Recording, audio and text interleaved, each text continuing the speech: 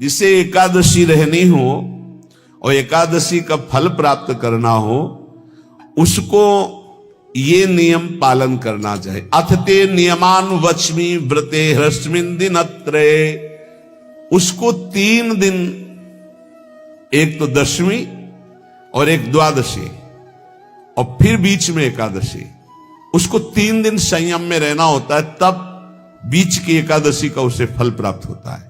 जिसे एकादशी व्रत रहना हो उसका नियम है कि दशमी के दिन कांसे के पात्र का त्याग करे। वैष्णव सिद्धांत है कि कभी जिसमें मांस बना उस रसोई का भोजन न ग्रहण करे।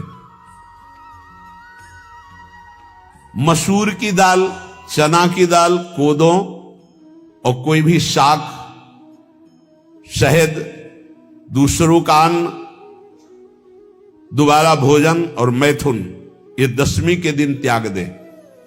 एक बार दशमी के दिन भोजन करे 24 घंटे में, क्योंकि एकादशी रहना है।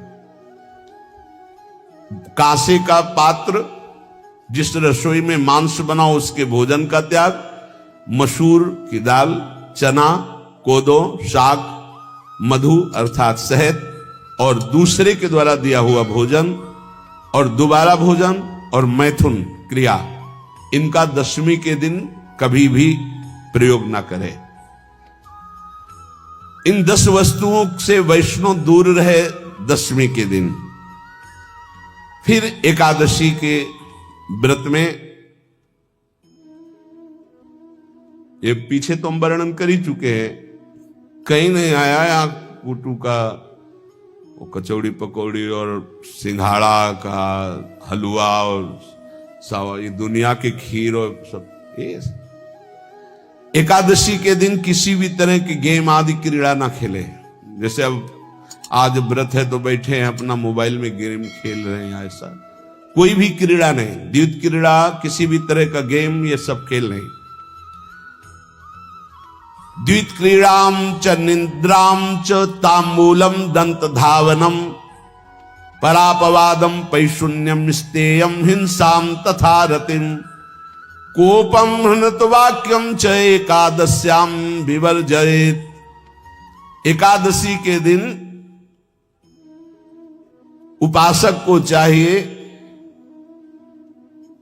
कि वो किसी भी तरह की क्रीड़ा, मनोरंजन बिल्कुल नहीं। चनिद्राम, नींद नहीं लेनी उसको, न दिन में न रात में, एकादशी व्रत। और प्रायः पुराने महापुरुषों ने ऐसा किया है। रामदास जी डाकोर के रात में जाते थे, रणछोड़ भगवान के यहां कीर्तन करते थे जाकर, तभी तो भगवान उनके कीर्तन पर, उनकी भक्ति पर रीझ कर गाड़ी में बैठकर उनके साथ आए थे। पूरी रात जगकर कीर्तन करना, और दिन में तो सोना ही निषेध है। द्वैत क्रीड़ाम च निद्राम च तांबूलम, पान खाना निषेध है एकादशी को, बिल्कुल नहीं, जो व्रत रह रहे हैं। और दंत धावनम, वृक्ष से तोड़कर जो दतून की जाती एकादशी के दिन नहीं। परापवादम, दूसरे की निंदा करना, चर्चा करना नहीं, अर्थात अधिकतर मौन व्रत धारण करे एकादशी के दिन। पैशून्यम, चुगली करना। स्तेयम, कोई चोरी करना। हिंसाम, वाणी से, शरीर से, मन से किसी को दुख पहुंचाना। रतिम, अर्थात भोग करना, मैथुन करना। कोपम, किसी के ऊपर गुस्सा करना। अनत वाक्यम, झूठ बोलना। एकादश्याम विवर्जयेत, एकादशी के दिन ये नहीं करना चाहिए। एकादशी को एक बार कुछ फलाहार शुद्ध, अगर आपके पास कोई व्यवस्था नहीं तो थोड़ा दूध है, जल है, ऐसे आप लेकर, या थोड़ा सा फल ले लिया, थोड़ा सा फल लेकर के प्राण पोषण, एक दिन में मर नहीं जाओगे। कितने तो निर्जला एकादशी रहते हैं, हर एकादशी निर्जला। पूज्य श्री मथुरा दास जी निर्जला ही रहते थे हर एकादशी। चलो भैया आपकी सामर्थ्य नहीं तो जल 2-4 बार ले लो, एक बार थोड़ा सा दूध और फल ले लो, चल जाएगा काम, प्राणों का पोषण हो जाएगा। ये आचरण न करे और एक बार कुछ आहार ले ले, वो भी शुद्ध भगवद अर्पित प्रसाद। फिर द्वादशी को काश्यम मांसम सुराम छौद्रम तैलम वितथ भाषणम व्यायामम च प्रवासम च पुनर्भोजन मैथुने अस्पृश्य स्पर्श मासूरे द्वादश्याम द्वादश त्यजेत। काश के पात्र में द्वादशी को भी भोजन न पावे, जिस रसोई में मांस बनाओ उसमें आहार न ले, किसी भी तरह का नशा द्वादशी को न करे, शहद न पाए, तेल के बने पदार्थ न पाए, मिथ्या भाषण न करे और बहुत शरीर का व्यायाम न करे, बहुत थकावट वाले कार्य न करे, दोबारा भोजन न करे, एक बार द्वादशी को भी भोजन पवित्र, मैथुन न करे, जिसका स्पर्श नहीं किया जाता ऐसे पदार्थों का स्पर्श न करे और मसूर की दाल न खाए। द्वादशी को जो इन नियमों का पालन करता है, दशमी द्वादशी ऐसे और एकादशी ऐसे, तब उसे एकादशी व्रत का फल प्राप्त होता है। जो इस पद्धति से एकादशी, ये जो मनमानी है सब नहीं, हर पदार्थ मिल जाएगा आपको फलाहार में, हर पदार्थ हमको बताया गया कि आपको जो चाहो सब पदार्थ फलाहार का। अरे भाई, हरितोष व्रत है तो हरि प्रसन्नता के लिए एक दिन भूखे रहने बहुत आनंद आता है। पहले भगवत कृपा से ऐसी गंगा जल पी करके कुछ दिन, फिर कभी कभी निर्जला एकादशी का भी आनंद। बड़े संन्यास मार्ग में थे तो बड़े संयम से सब शास्त्रीय पद्धतियों का निर्वाह होता था। उपासक को चाहिए कि इन नियमों से व्रत का अनुष्ठान करे, मनमानी आचरण न करे। सबसे प्रार्थना जो एकादशी रहते हो, हरितोष व्रत इसे कहते हैं, भगवान की प्रसन्नता के लिए रहा जाता है, रहना चाहिए। जो अपनी आचार्य परंपरा में हैं, जैसे जिनका सिद्धांत है, पर रहने का सिद्धांत ये श्री सनत कुमार जी वर्णन। माता पिता गुरुजन अतिथि, इनकी सेवा करना परम धर्म है। अश्रद्धा पूर्वक इनको कभी मत बर्ताव करो। बोलना, भोजन ले, बूढ़े जनों को ऐसे देखा है, ऐसे बड़ा कर लो, तुम्हारी भी बुढ़ापा आएगी, पता नहीं आ पाएगी कि नहीं आ पाएगी। अगर आएगी तो बहुत बढ़िया आएगी, तुम्हें ऐसे सताएगी कि आप देख लेना। बहुत हमारा हृदय इस बात से पीड़ित हो जाता है कि मां के प्रति ऐसा बर्ताव, जिस मां ने इतना पिता की क्षमता से हजारों गुना बढ़कर माता का प्यार होता है। ऐसे माता को, ऐसे पिता को हमें तो लगता है रोज चरण धो के पीना चाहिए। भगवान साक्षात इनमें विराजमान है। भगवान सच्ची कहता हूं, जो अपने माता पिता को त्रास देते हैं, भगवान भी रक्षा नहीं करेंगे। कोई दान पुण्य तुम्हारा काम नहीं आएगा, क्योंकि ऐसे महामहिम पूज्य माता पिता के प्रति आप ऐसा देखो। प्रार्थना करते, चाहे गाली बकने वाले, गुस्सा करने वाले माता पिता हों, यदि वो चल नहीं पाते, वयोवृद्ध है, तो भगवान की तरह पूजा करो, उनके व्यवहार को मत देखो, तुम्हारा काम बन जाएगा, उनका आशीर्वाद आपको मिल जाएगा। आर्थिक स्थिति के अनुसार अतिथि की सेवा करो, गुरुजनों की सेवा करो, भय से भी युक्त होकर सेवा करो। अधिकार है माता पिता का, गुरुजनों का। यदि आप सेवा नहीं करोगे तो अपराध लगेगा। इतना बड़ा शरीर पैदा किया है, लेबरी करो, रिक्शा चलाओ, उससे जो मिले अपने माता पिता की सेवा करो। तो यहां कह रहे कि ये 4 अगर आपके पास हैं, इनका सदुपयोग नहीं हो। यौवनम धन संपत्ति प्रभुत्व अविवेकता एकैपमप्यनर्थायम किमु यत्र चतुष्टयम। यदि धन है, जवानी है, आपका प्रभुत्व चलता है, बड़े पद में हो और अज्ञानी हो, एक तो सर्वनाश कर देता है, फिर 4 हो तो सर्वनाश पक्का। और यदि कहीं भगवान का आश्रय मिल जाए, संत जनों, तो ये परम मंगलदायक है। अविवेक विवेक में बदल जाता है।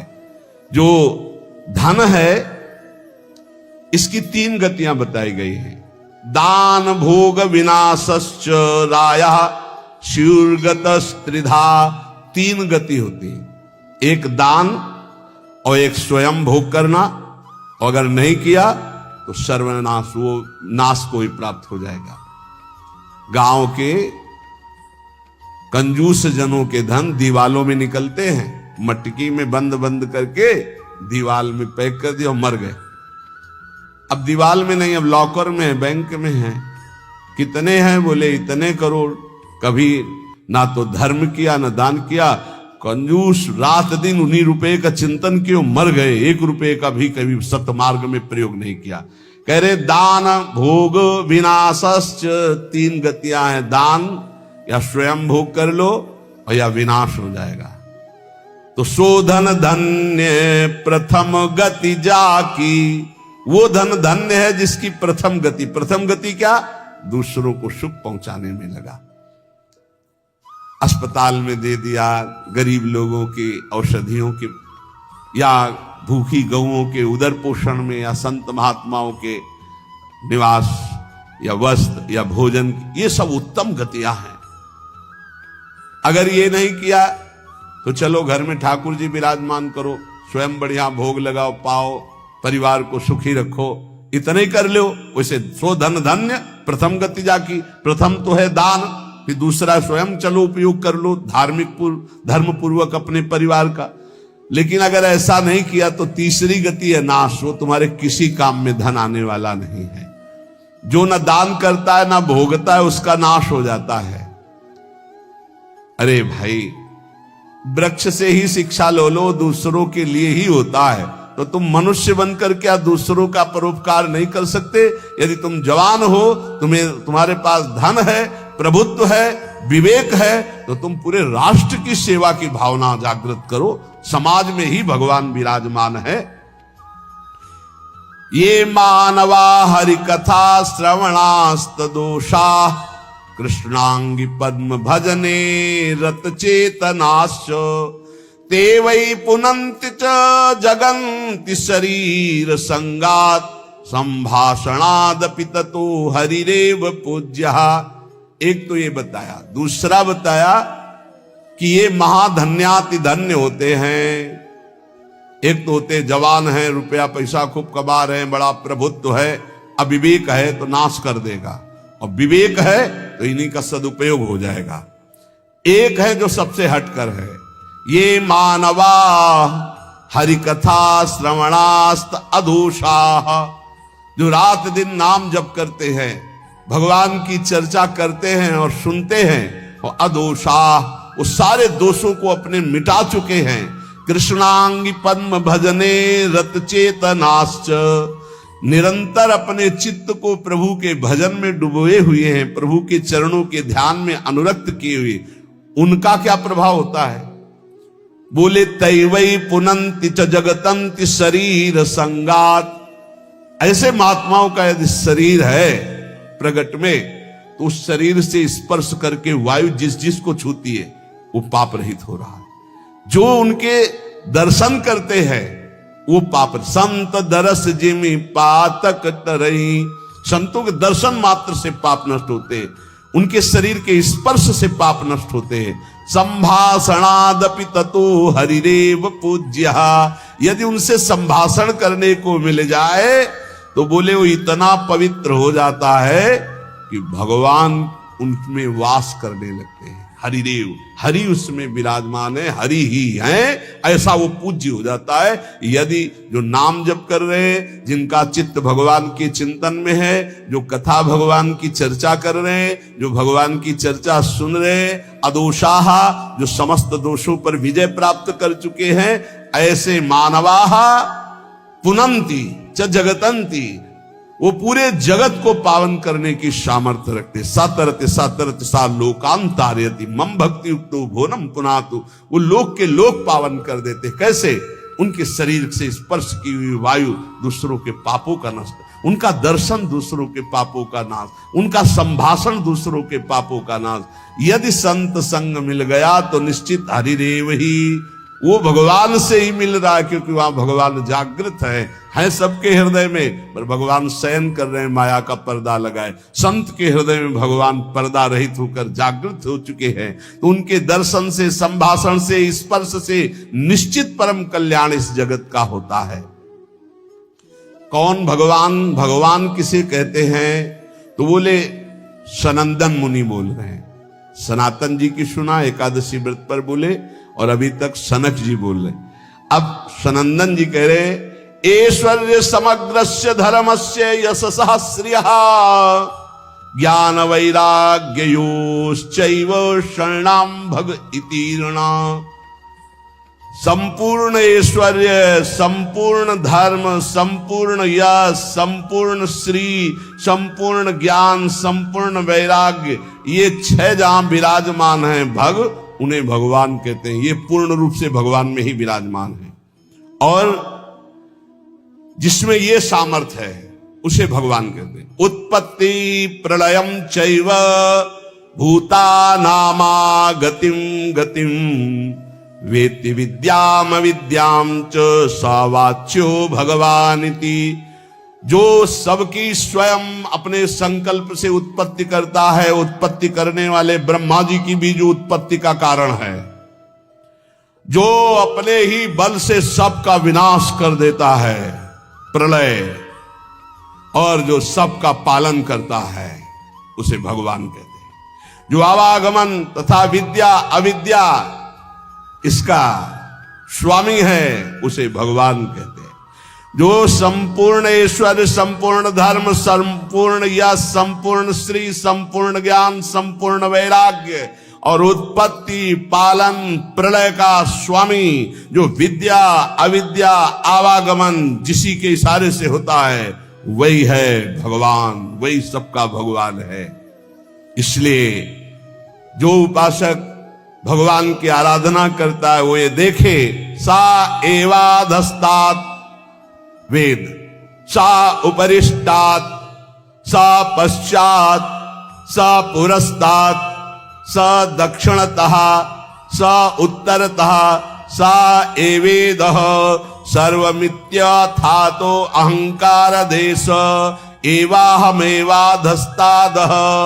मुपरिष्टादहं पश्चादहं पुरस्तादहं दक्षिणोतोः मुत्तरोतोः मे वेदः सर्वमिति। वो जो भगवान है कहा है? बोले सा एवाधस्तात्, सा उपरिष्टात्, वो नीचे है, वो ऊपर है, वो पीछे है, वो आगे है, वो दाहिने भी है, वो बाएं भी है, और वही ये सब कुछ है जो देख रहे हो, केवल भगवान ही भगवान है।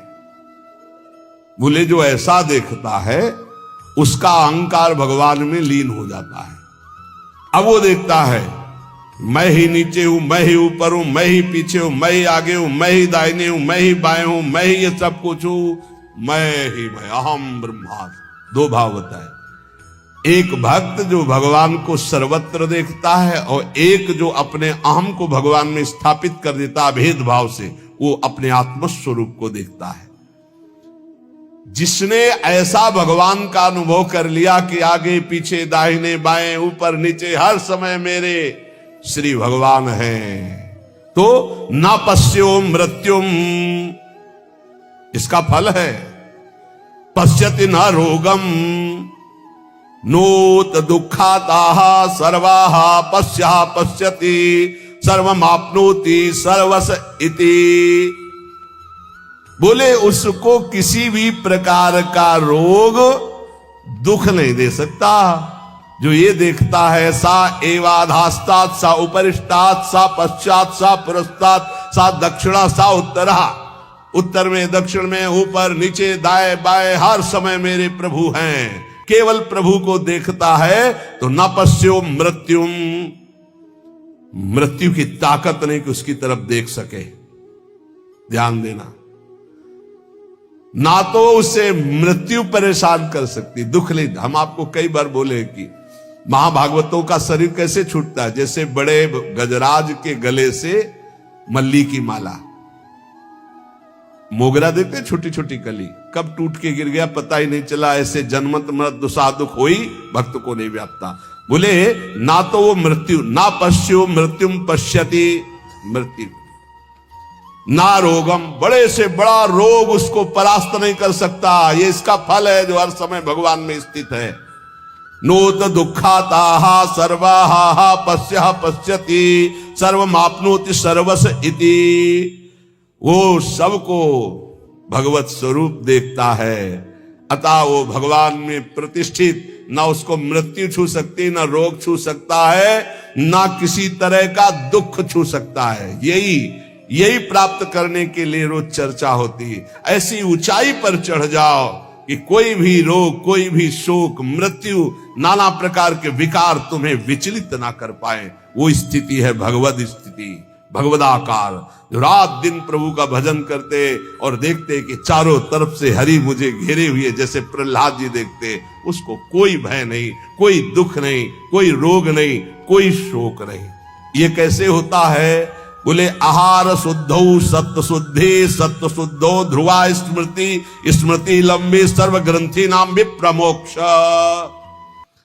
जिसका भोजन शुद्ध है उसकी बुद्धि शुद्ध है, जिसकी बुद्धि शुद्ध है उसकी भगवत स्मृति, जो भगवत स्मृति है वो समस्त माया के ग्रंथों को, गांठों को नष्ट कर देती है और वो ऐसी ऊंचाई पे पहुंच जाता है कि न पश्यो मृत्युम पश्यति न रोगम नोत दुखाताहा।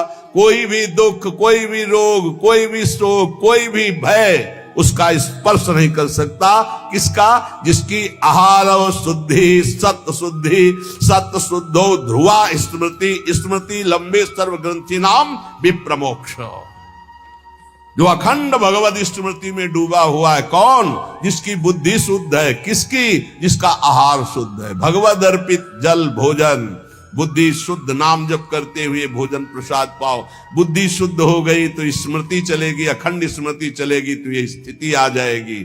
इसी स्थिति के लिए सत्संग हो रहा है, इसी स्थिति के लिए मानवदेह मिला है। इसलिए ध्यान पूर्वक सत्संग का मनन करो, रात दिन ये अनुभव करो कि मैं प्रभु की गोद में हूं, और खूब नाम जपते रहो। नाम जप नहीं करोगे तो सब गड़बड़ हो जाएगा। जो कमियां हैं वो धीरे धीरे ठीक हो जाएंगी, विश्वास मान लीजिए।